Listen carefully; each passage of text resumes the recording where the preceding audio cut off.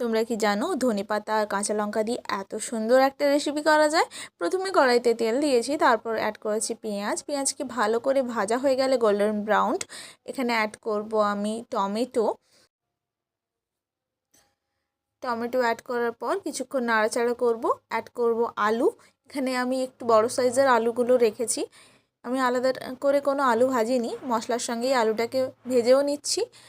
তার সঙ্গে এটা হালকা সেদ্ধও হয়ে যাবে। মশলার সঙ্গে আলু আর মশলাটা ভালো করে ভাজা হয়ে গেলে আমি গ্রেট করে রাখা এখানে আদা আর রসুনকে দিয়ে দিলাম। তারপর রসুনের গন্ধ যাওয়া পর্যন্ত আমি নাড়াচাড়া করব। তারপর অ্যাড করব চিকেন। হ্যাঁ, আজকে আমি বানাচ্ছি ধনিয়া চিকেন।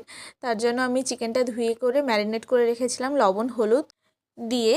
এরপর আমি ধনিয়া পাতা আর তার সঙ্গে নিচ্ছি কাঁচা লঙ্কা, ভালো করে পেস্ট করে নেব।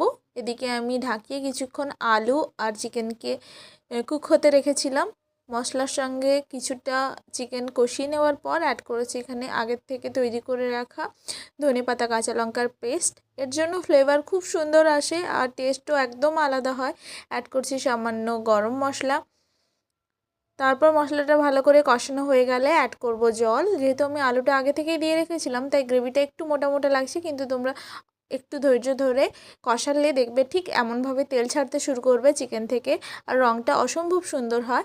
কিছুক্ষণ আমি ঢাকিয়ে এটা হতে দিয়েছিলাম। ব্যাস, তৈরি হয়ে গেছে ধনিয়া চিকেন।